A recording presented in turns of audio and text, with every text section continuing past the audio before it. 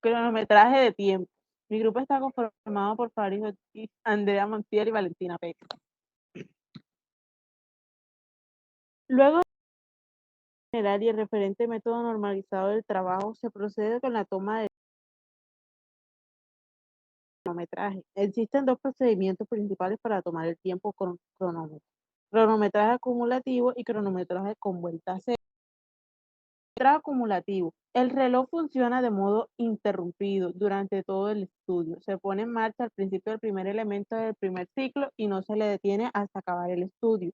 Al final de cada elemento se apunta la hora que marca el cronómetro y los tiempos de cada elemento se obtienen haciendo las respectivas restas después de terminar el estudio. El cronometraje acumulativo tiene la ventaja de que incluso si se omite un elemento o no se registra esporádica, cambia.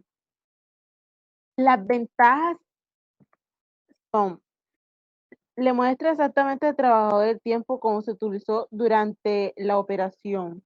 No se pierde tiempo en los retrocesos y mayor exactitud en la lectura. Los errores en la lectura son fáciles de compensar y el cronómetro suele ser económico. Las desventajas: se necesita mucho trabajo efectuando restas, es más flexible, se necesita mucha práctica para el error de la lectura y la lectura se hace con manecilla en movimiento. Bueno, cronometraje con vuelta a cero. Los tiempos se toman directamente al acabar cada elemento. Se hace volver al segundero a cero y se le pone de nuevo en marcha inmediatamente para cronometrar el elemento siguiente, sin que el mecanismo del reloj se detenga ni un momento. La suma de los tiempos de todos los elementos y demás actividades anotados, más el tiempo improductivo, más los tiempos para punteo, constituye el tiempo registrado, que también se anota. En teoría, debería coincidir con el tiempo transcurrido, pero en la práctica suele haber una pequeña diferencia, debido a la acumulación de pequeñas fracciones de tiempo, periodos por ver las manecillas de acero y también posiblemente a errores de observación de la hora o de los elementos. Hay empresas que anulan el estudio cuando la diferencia pasa de 2%. El cronometraje de vuelta tiene la ventaja de evitar los cálculos de resta. Es tan preciso como el acumulativo si se utiliza un cronómetro electrónico, ya que en ese caso la vuelta cero se efectúa sin retardo. Ventajas. Primera, proporciona en el tiempo de duración de cada elemento. Segunda, es muy flexible, ya que cada lectura comienza siempre en cero. Tercera, se emplea un reloj de tipo menos costo. Desventajas. Es menos exacto si no se utiliza uno electrónico, ya que pierde tiempo en el retroceso. Segundo, genera suspicacias entre los trabajadores y puede crear de trabajo. Tercero, cada lectura empieza en cero, lo que no deja compensar los errores que se cometen.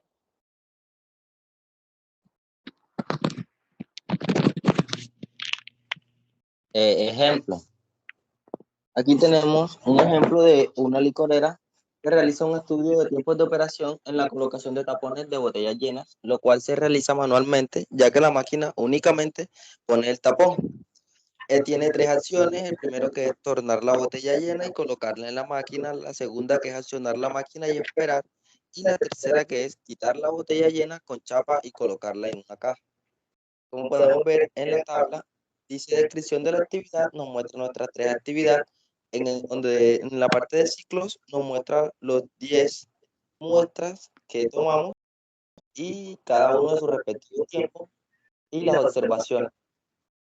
Pasamos a la siguiente diapositiva y aquí vemos un ejemplo práctico, donde dice que los tiempos respectivos, que los tiempos transcurridos son 4, 5, 4, 6 y 4. Aquí está la tabla x a la 2, donde x viene siendo el observación. Como ya dijimos, vamos a suponer que se han tomado 5 observaciones y que los valores de los respectivos se muestran en la tabla. Entonces, nuestro valor de las observaciones son 4, 5, 4, 6 y 4. Al ponerlo al cuadrado, cada uno y cuadrada. Aquí abajo tenemos la fórmula que dice n es igual a 40 de n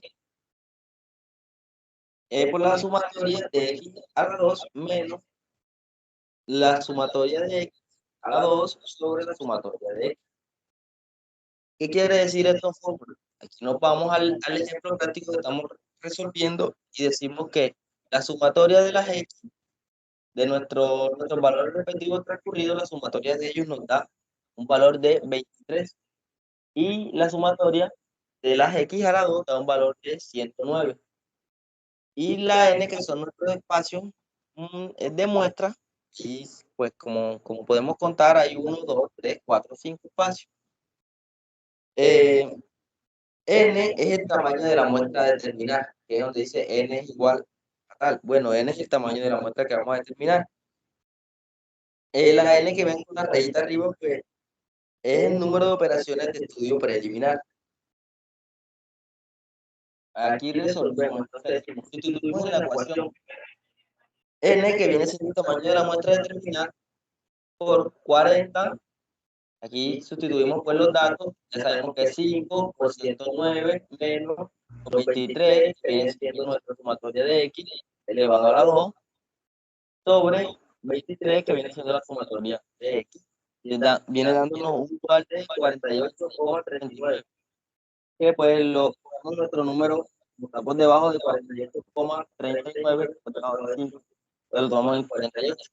O sea, hay 48 observaciones. Pasamos a la siguiente diapositiva.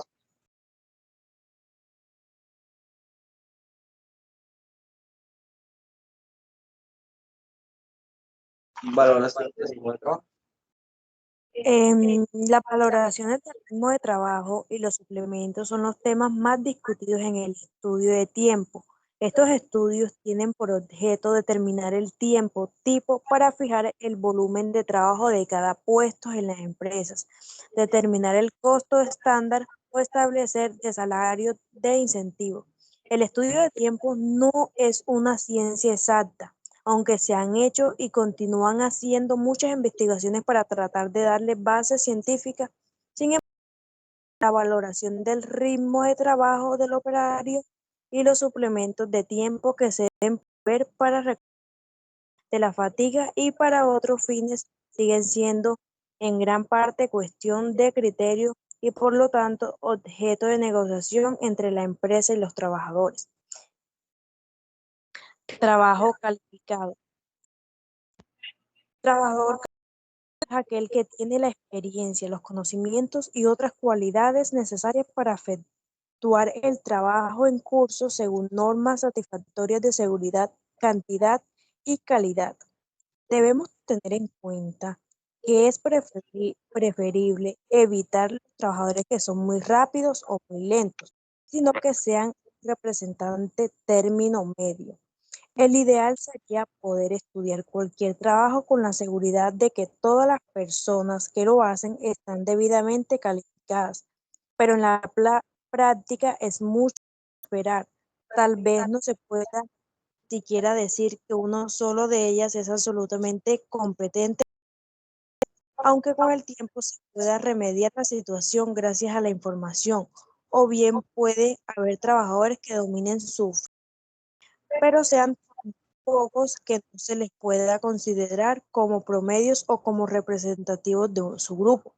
El trabajador representativo es aquel que tiene destreza y desempeño que corresponden al promedio del grupo estudiado. No es necesariamente un trabajador calificado.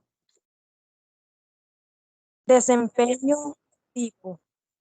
Desempeño tipo es el rendimiento natural sin esforzarse los trabajadores calificados, como promedio de la jornada o turno, siempre que conozcan y respeten el método especificado y que se los haya motivado para aplicarse. A ese desempeño corresponde el valor 100 en las escalas de valoración del ritmo y del desempeño. Por definición, valorar el ritmo real del trabajador con cierta idea de ritmo, tipo que uno no se ha formado mentalmente al ver cómo trabajan los trabajadores calificados, cómo utilizan el método que corresponde y se les ha dado motivo para querer aplicarse. Se supone entonces que un trabajador que mantenga el ritmo tipo y descanse de modo apropiado tendrá un desempeño tipo durante la jornada o el turno.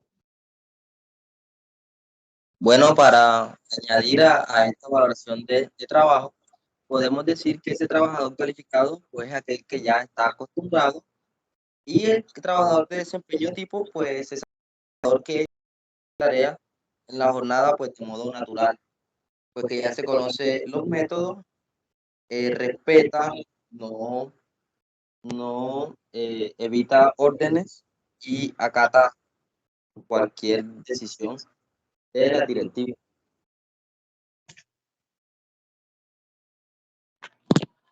Calificación de suplemento. Ya hemos visto que al hacer el estudio de métodos imprescindibles antes de cronometrar cualquier tarea, la energía que necesita gastar en la operación debe reducirse al mínimo, perfeccionando los métodos y procedimientos de conformidad con los principios de economía de movimientos y, de ser posible, mecanizando el trabajo. Factores relacionados con el individuo. Si los trabajadores de una empresa, de una zona de trabajo determina que se estudia individualmente, se descubre que el trabajador delgado es activo y ágil y el apogeo de sus facultades físicas necesita para recuperarse de la fatiga de un suplemento de tiempo menor que su colega que es obeso e inepto. Los factores relacionados con la naturaleza del trabajo en sí son aquellos trabajadores que pueden hacer tareas pesadas, por ejemplo, los que exigen un grado de fatiga mayor, una,